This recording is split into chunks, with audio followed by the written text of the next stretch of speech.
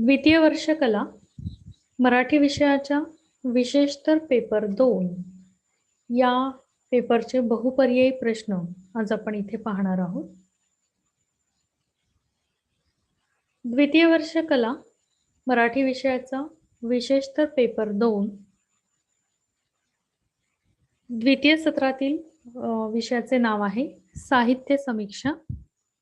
आज आपण विशेषतर पेपर 2 साहित्य समीक्षा याचे बहुपर्यायी प्रश्न अभ्यासणार आहोत. प्रश्न क्रमांक 1. समीक्षा हा शब्द कोणत्या दोन पदांनी मिळून तयार झालेला आहे? पहिला पर्याय आहे सम अधिक ईशा. दुसरा पर्याय आहे सम अधिक ईश. तिसरा पर्याय आहे सम अधिक इक्षा. आणि या प्रश्नाचं अचूक उत्तर आहे पर्याय क्रमांक 2 सम अधिक ईश. समीक्षा हा शब्द सम अधिक ईश या दोन पदांनी मिळून तयार झालेला आहे.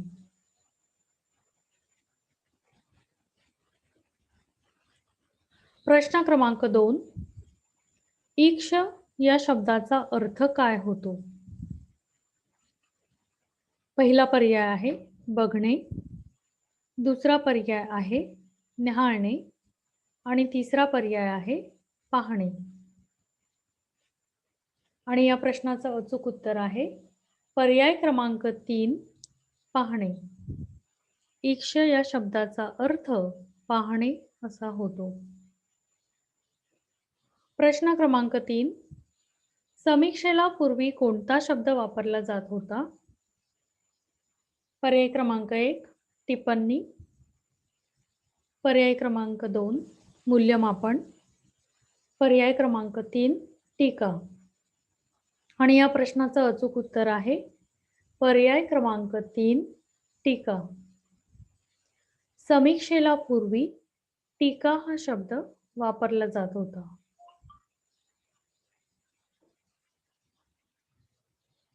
प्रश्न क्रमांक 4. आस्वादक आणि लेखक यांना जोडणारा महत्त्वाचा दुवा कोण आहे? पहिला पर्याय आहे समीक्षक. दुसरा पर्याय आहे प्रकाशक. तिसरा पर्याय आहे संपादक. आणि या प्रश्नाचं अचूक उत्तर आहे पर्याय क्रमांक 1 समीक्षक. आस्वादक आणि लेखक यांना जोडणारा महत्त्वाचा दुवा म्हणजे समीक्षक. प्रश्न क्रमांक 5. समीक्षेचे महत्त्वाचे कार्य कोणते? पहिला पर्याय आहे माहिती पोहोचविणे. दुसरा पर्याय आहे अभिरुची घडविणे आणि तिसरा पर्याय आहे ज्ञान प्रसार. आणि या प्रश्नाचं अचूक उत्तर आहे पर्याय क्रमांक 2 अभिरुची घडविणे. समीक्षेचे महत्त्वाचे कार्य हे अभिरुची घडवण्याचे आहे. प्रश्न क्रमांक 6. एखाद्या कलाकृतीची समीक्षा करत असताना समीक्षकाने त्या कलाकृतीकडे सहानुभूतीने, तटस्थपणे, वात्सल्याने, समतोल वृत्तीने आणि सर्वांगीण दृष्टीने पाहणे आवश्यक आहे. हे विधान बरोबर आहे का? पहिला पर्याय आहे होय.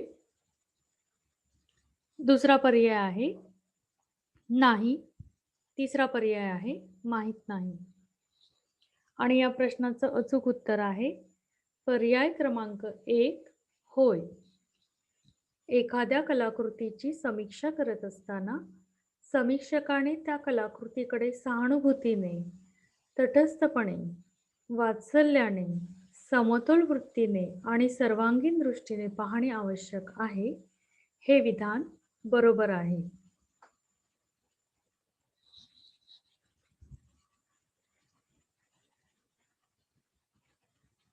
प्रश्न क्रमांक 7. ललित साहित्याचे आकलन, आस्वादन व मूल्यमापन करण्यासाठी गांभीर्याने होणारा विचार व्यवहार म्हणजे समीक्षा. ही समीक्षेची व्याख्या कोणी केली आहे? पर्याय क्रमांक 1 डॉक्टर रा. श. वाळिंबे. पर्याय क्रमांक 2 गोम कुलकर्णी. पर्याय क्रमांक 3 रा. ग. जाधव. आणि या प्रश्नाचं अचूक उत्तर आहे रा. ग. जाधव. ललित साहित्याचे आकलन, आस्वादन व मूल्यमापन करण्यासाठी गांभीर्याने होणारा विचार व्यवहार म्हणजे समीक्षा. ही समीक्षेची व्याख्या रा. ग. जाधव यांनी केलेली आहे. प्रश्न क्रमांक 8 कवीच्या काव्याचे मूल्य वाचकास प्रतीत करूतेने ही व्याख्या कोणत्या पाश्चात्य समीक्षकाने केलेली आहे? पर्याय क्रमांक 1 कोलरिस. पर्याय क्रमांक 2 मॅथ्यू आर्नॉल्ड. पर्याय क्रमांक 3 रॉबर्टसन. आणि या प्रश्नाचं अचूक उत्तर आहे पर्याय क्रमांक 2 मॅथ्यू आर्नॉल्ड. कवीच्या काव्याचे मूल्य वाचकास प्रतीत करून देणे ही व्याख्या मॅथ्यू आर्नॉल्ड या पाश्चात्य समीक्षकाने केलेली आहे. प्रश्न क्रमांक 9 टीका म्हणजे वाङ्मयासंबंधीचे वाङ्मय होय अशी समीक्षेची व्याख्या कोणी केली आहे? पर्याय क्रमांक 1 डॉक्टर यशवंत मनोहर. पर्याय क्रमांक 2 रा. श. वाळिंबे. पर्याय क्रमांक 3 श्री के. क्षीरसागर. आणि या प्रश्नाचं अचूक उत्तर आहे पर्याय क्रमांक 3 श्री के. क्षीरसागर. टीका म्हणजे वाङ्मयासंबंधीचे वाङ्मय होय अशी समीक्षेची व्याख्या श्री के. क्षीरसागर यांनी केलेली आहे.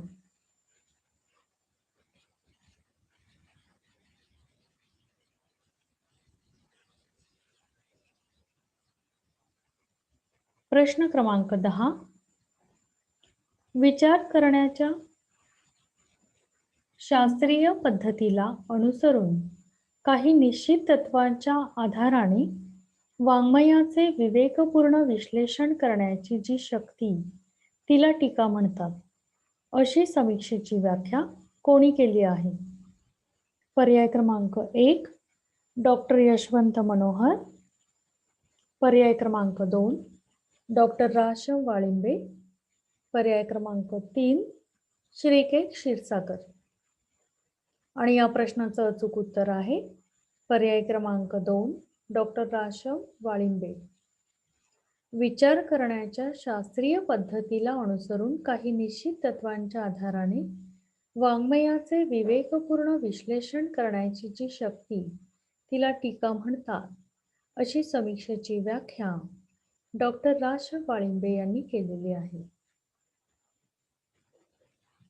प्रश्न क्रमांक 11 समीक्षेचे मुख्य कार्य कोणते? पर्याय क्रमांक 1 समीक्षण करणे. पर्याय क्रमांक 2 विश्लेषण करणे. पर्याय क्रमांक 3 अर्थान्वेषण करणे. आणि या प्रश्नाचं अचूक उत्तर आहे पर्याय क्रमांक 1 समीक्षण करणे. समीक्षेचे मुख्य कार्य समीक्षण करणे हे आहे.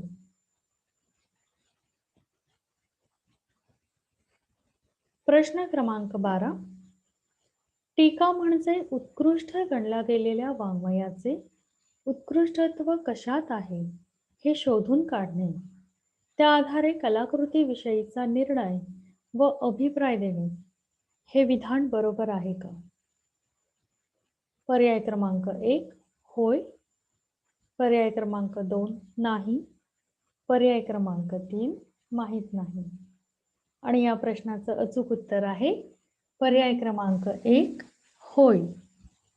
टीका म्हणजे उत्कृष्ट गणला गेलेल्या वाङ्मयाचे उत्कृष्टत्व कशात आहे हे शोधून काढणे, त्या आधारे कलाकृतीविषयीचा निर्णय व अभिप्राय देणे हे विधान बरोबर आहे. प्रश्न क्रमांक 13. समीक्षा करताना कलाकृती जे शाश्वत आहे, सर्वश्रेष्ठ आहे, याचे ज्ञान समीक्षकाने प्रथमतः करून घेणे आवश्यक आहे आणि नंतरचे ज्ञान वाचक लेखक यांच्यापर्यंत द्विगुणित करावे हे समीक्षकाने केले पाहिजे. पर्याय क्रमांक 1 संपूर्ण विधान बरोबर. पर्याय क्रमांक 2 संपूर्ण विधान चूक. पर्याय क्रमांक 3 पूर्वार्ध बरोबर उत्तरार्ध चूक.